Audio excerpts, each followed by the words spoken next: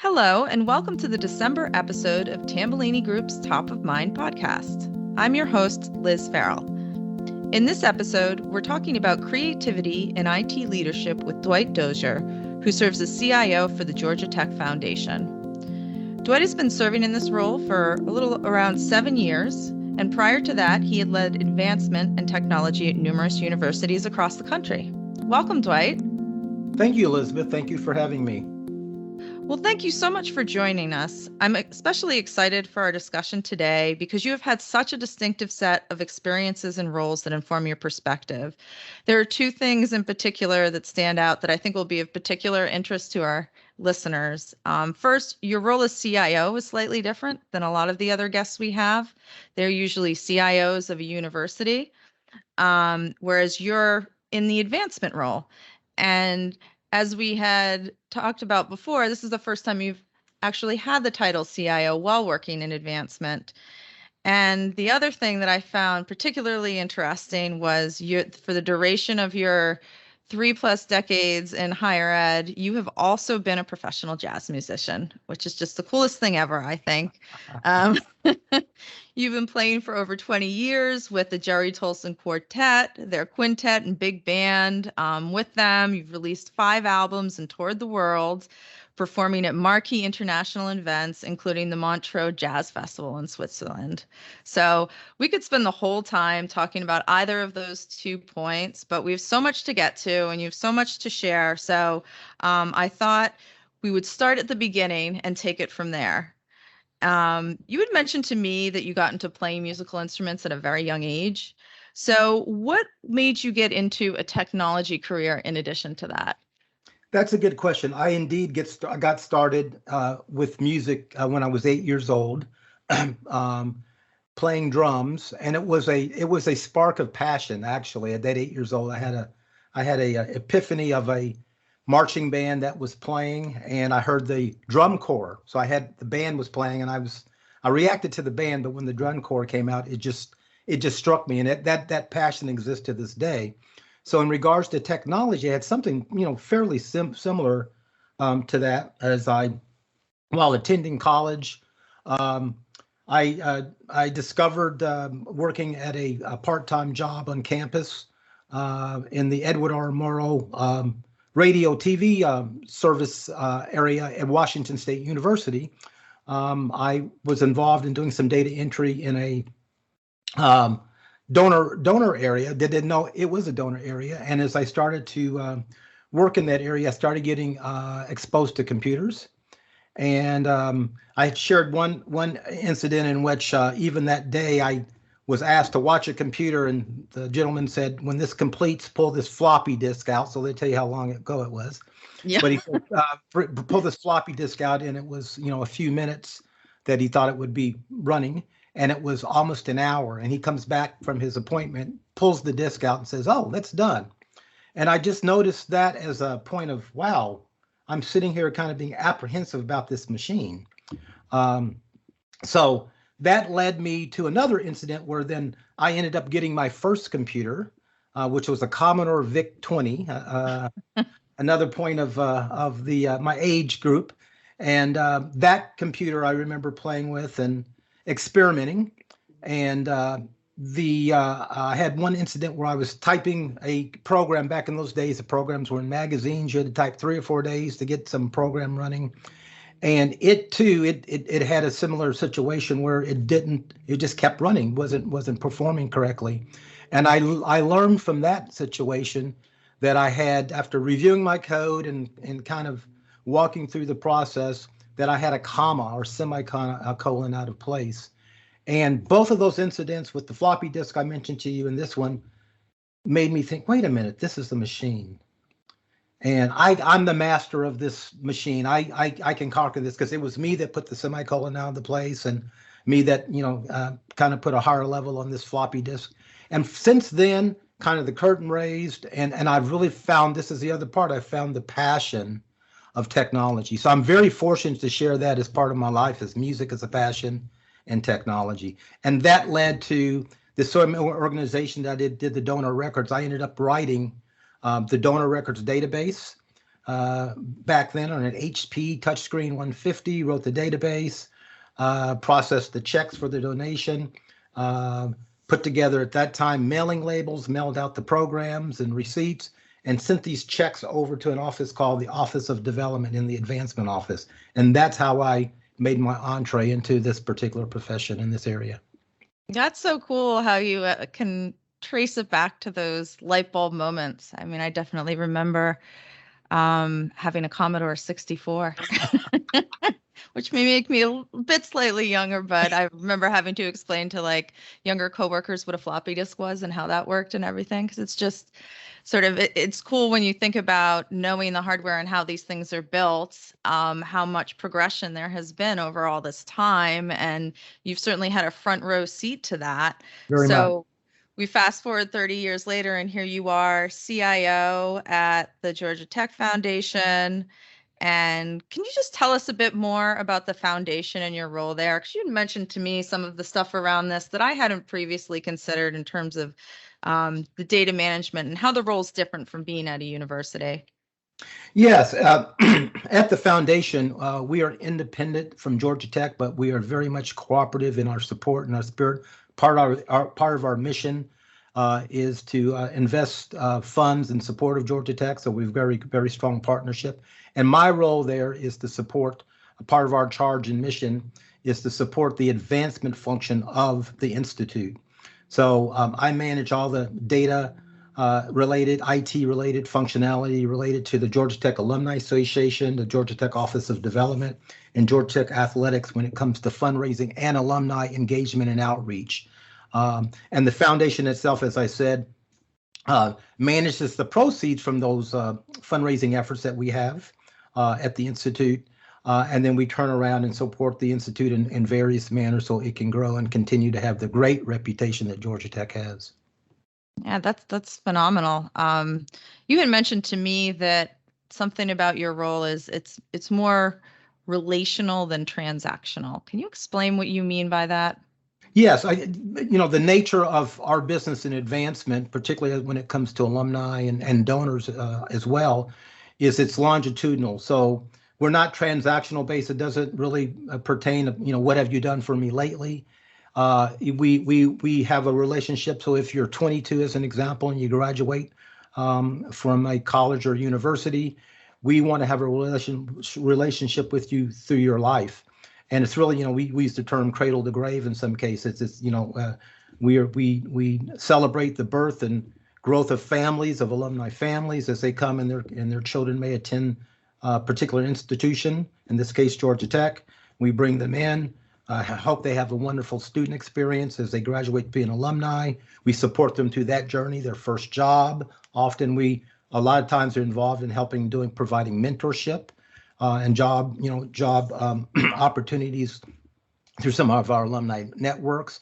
And then as they become, up the ladder and start working more, they can start to work in supporting Georgia Tech in some philanthropic ways.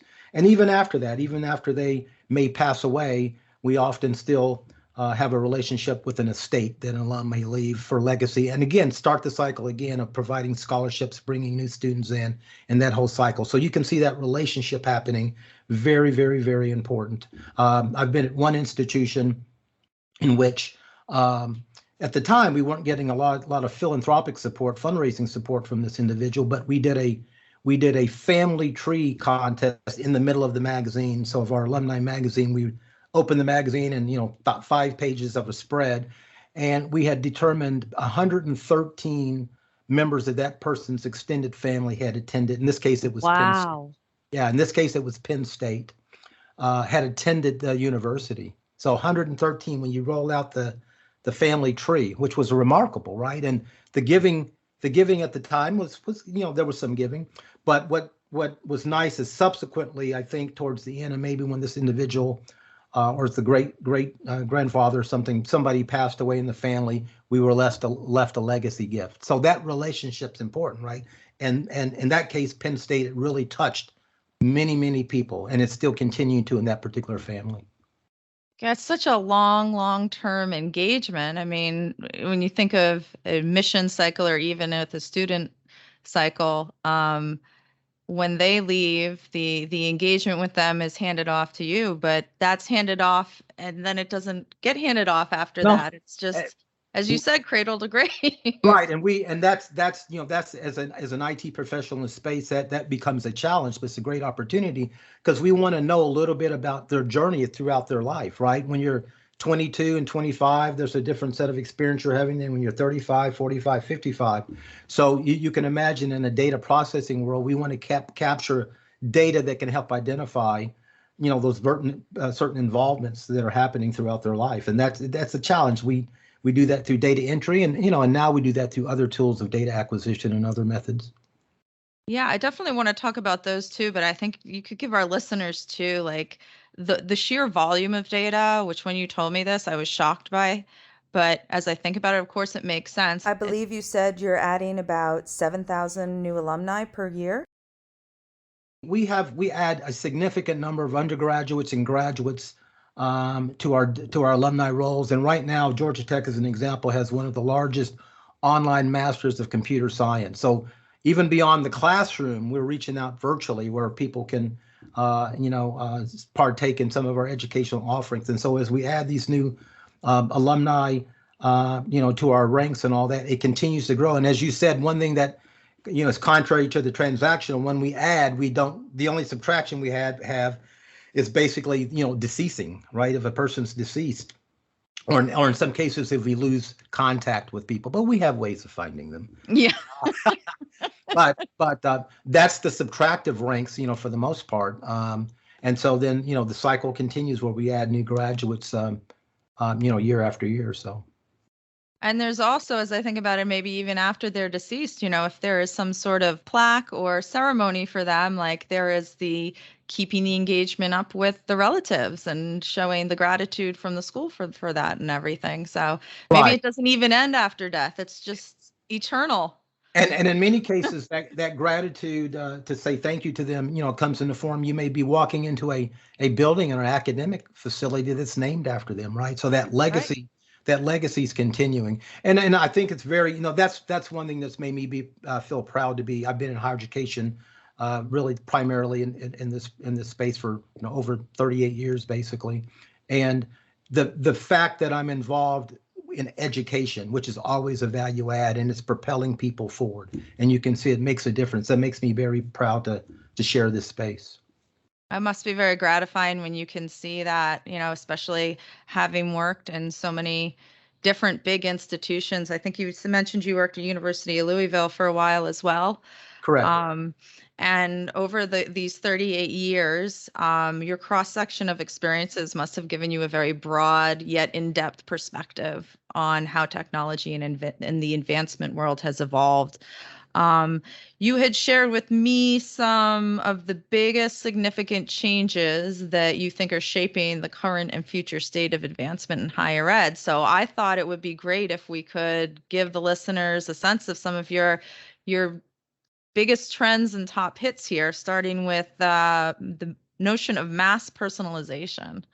Yeah, I had that's one that really strikes me as, again, as I said, as we're trying to have these personal relationships over extended period of time, how do we get to know people through data in many cases? In some cases, from our side, we haven't seen them. They've graduated, they moved on, but data will tell us a lot. So as we want to reach out to people, we don't want to do it in a generalistic way.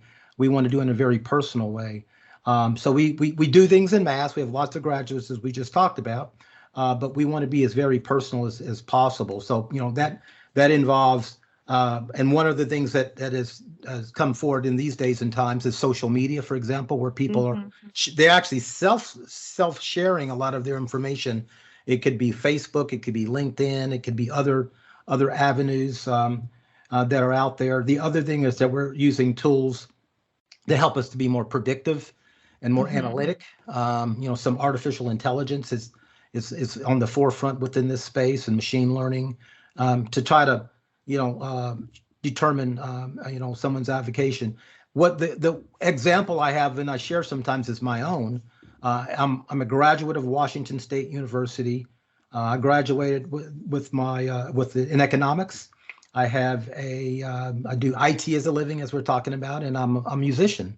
Hmm. And so if you look at the X-ray, as I would call it, at Washington State, you'll see the business school and my focus in economics. But I haven't answered that door in a long time, right? So to know me, you've got to know my music side, you know how to go to my IT side and other things maybe that about me. So we have to do that. This is the math part. We have to do that, on all of our many, we have over 180,000 graduates at Georgia Tech, and we have half a million and more constituents in our database. But we have to do what I just mentioned to you in a mass personalization manner so we can get to know those individuals. Yeah, it sounds like the AI and the machine learning is certainly helping that along because, there's no shortage of data, it sounds like, but there is a shortage of, at least there has been traditionally, of ways to synthesize that in a way that's meaningful for informing your work and the work of the foundation writ large. Right, and we could have being an engineering school and a technical school, we could have graduates that did indeed graduate from the College of Computing or College of Engineering, but maybe at 55 they don't do that anymore. Maybe they're into environmental concerns and those types of things. So, if we look at their their last footsteps that we know about, maybe that doesn't represent them. So that's where a place when we talk about change is that we have to be. It's more than just I'm back in the 40s and 50s. You were just very proud of your institution just because, right? Yeah. And now, and the other part of that I see too is with our younger class of alumni, they're much more purposeful.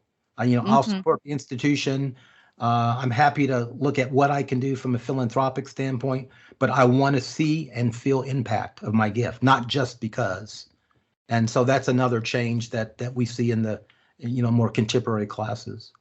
That's interesting. And that again is more data points that to act on. Right.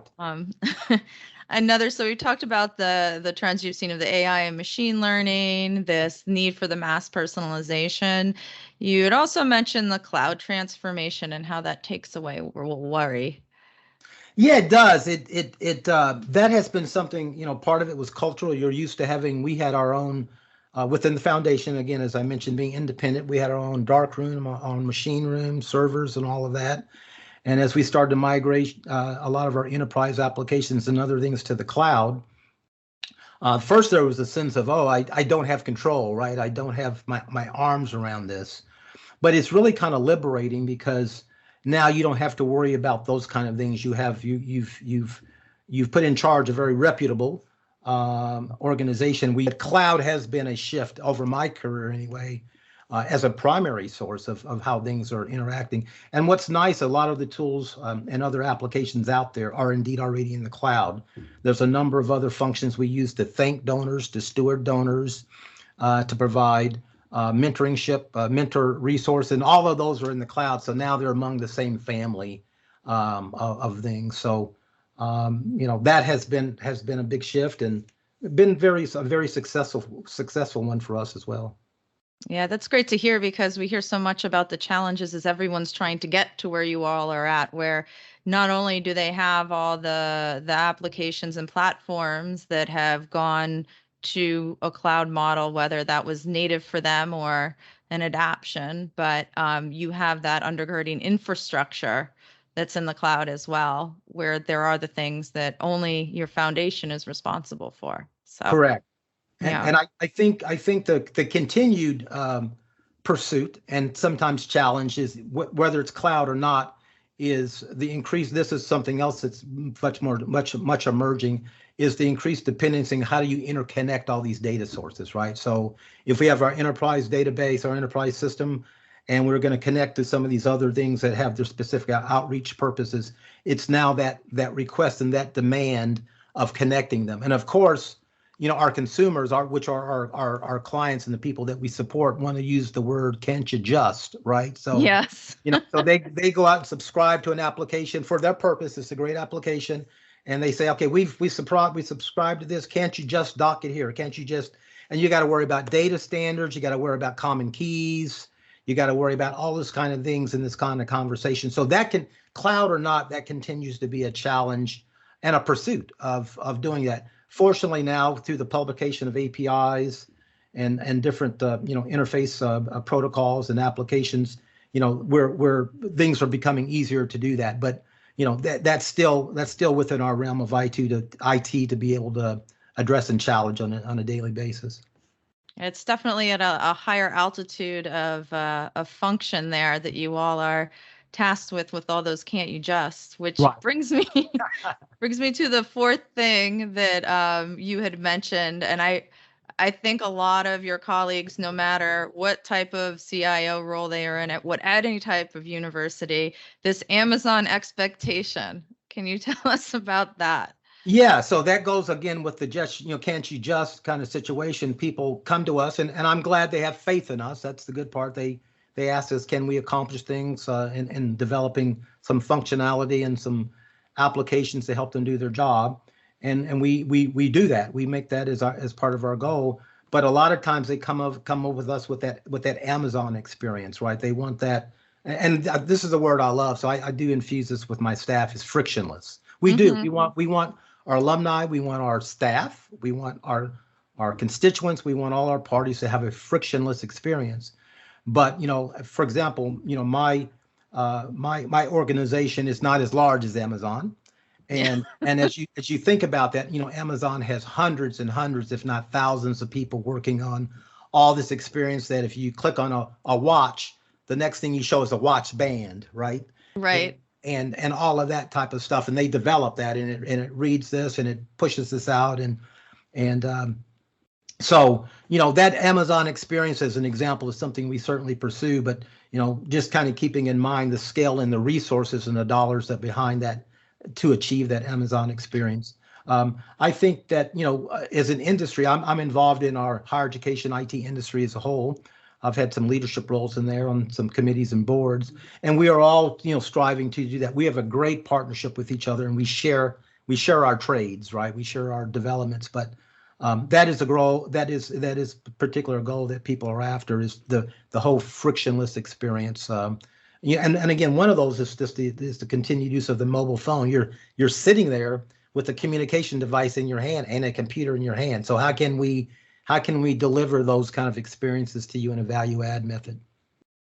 Yeah, and also based on all my demographics and personal preferences and everything else, and how I would like to receive information, whether it's, TikTok for the most recent grads or Facebook for us middle-aged people, or Instagram for everyone in between, and then maybe even some of the handwritten letters or those wonderful donor books that a lot of the people who have reached a point in their life where they may have the capital to donate much more generously like to see as well. And that's a analogy I've used also in some presentations before. That was a great comparison.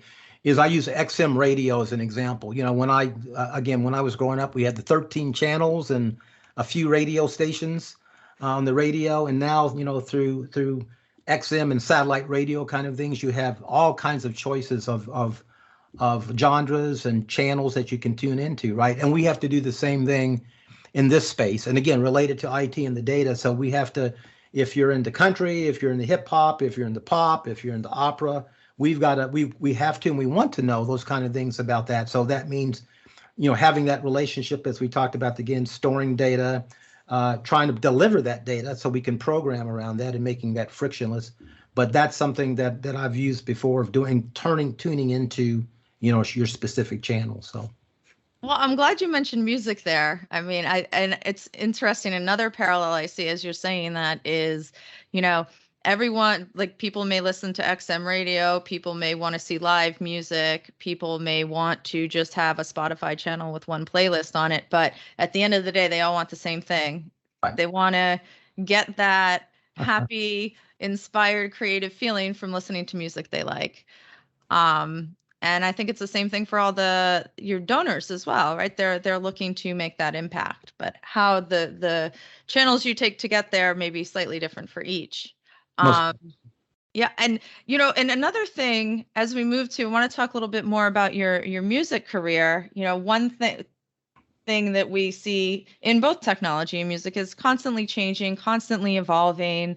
It can be hard for anyone to feel like they really cover the waterfront and have discovered like either everything they want to play or listen to or all the venues they want to go to.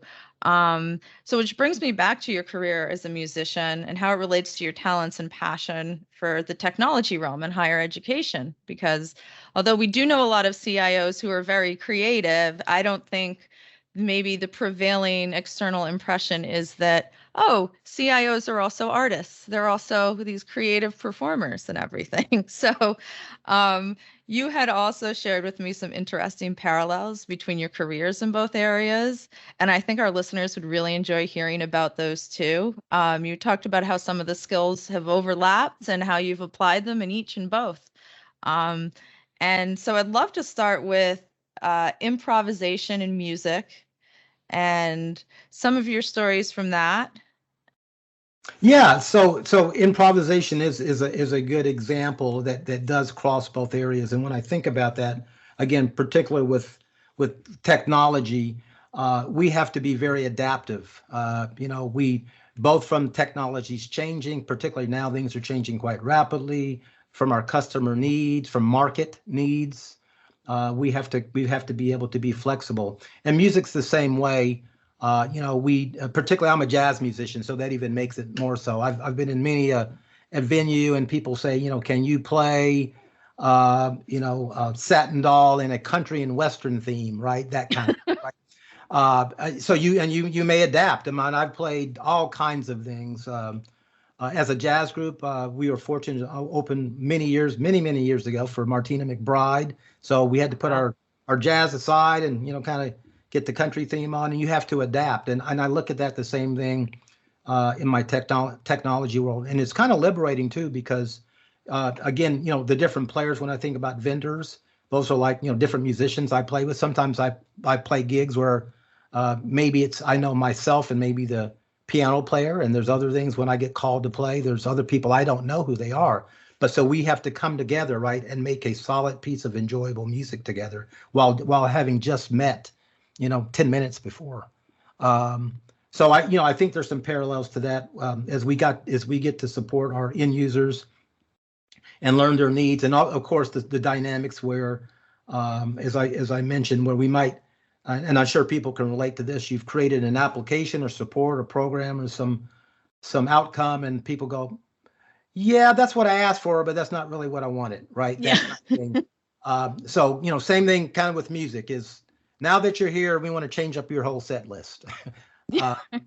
So that kind of parallel is really good. And then this also, I think as a musician, just being patient, right, and knowing, knowing what you're contributing to things. And the last part you talked about too is you said a minute ago about people are really kind of seeking the same thing.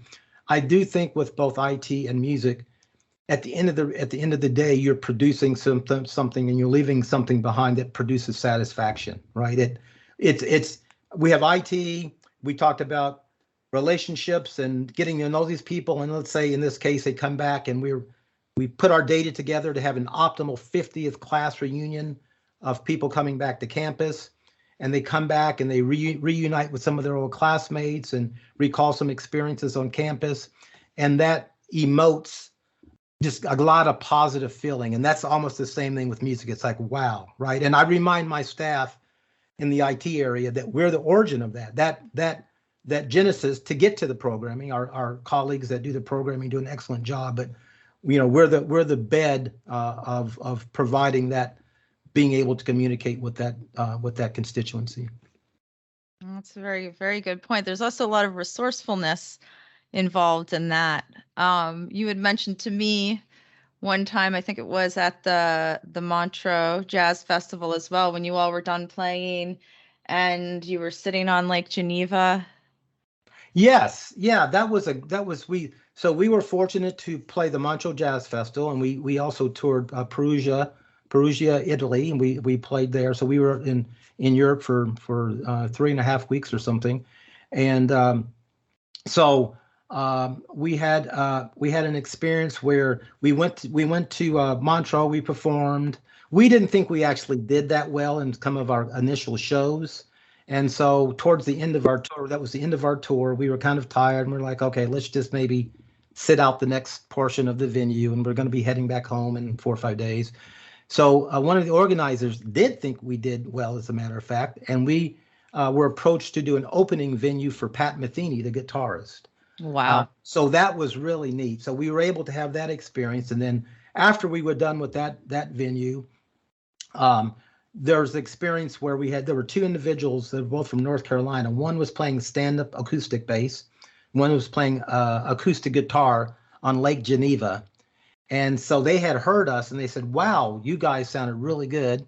And we said, thanks. So my saxophone player, again, acoustic instrument, grabbed his saxophone. And so the three of them are playing outside at Lake Geneva. And it was just, I love jazz. So it was beautiful playing. And I go, I can't resist. I've got to do something.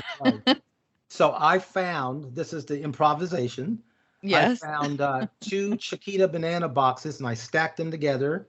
And I got a luggage cart with a drumstick on it, and I put one of my cymbals on the drumstick to make kind of a cymbal there. And I grabbed my brushes that make kind of a swish sound. And we played jazz on Lake Geneva acoustically, which was great. And I have a photo of that was just great. So that was a highlight of that trip.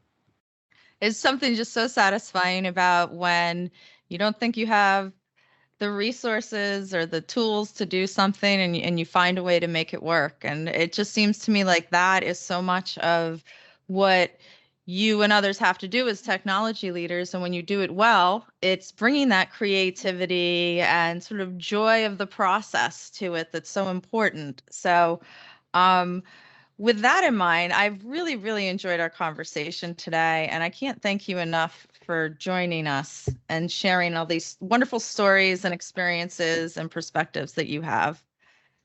Thank you for the opportunity, Elizabeth. It's been a pleasure.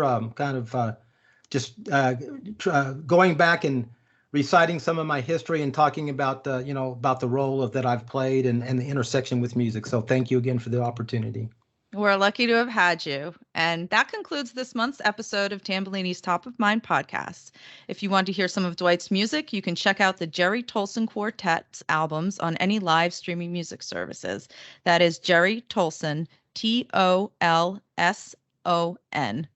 And don't forget to check out our other episodes, blogs, and resources at thetambollinigroup.com.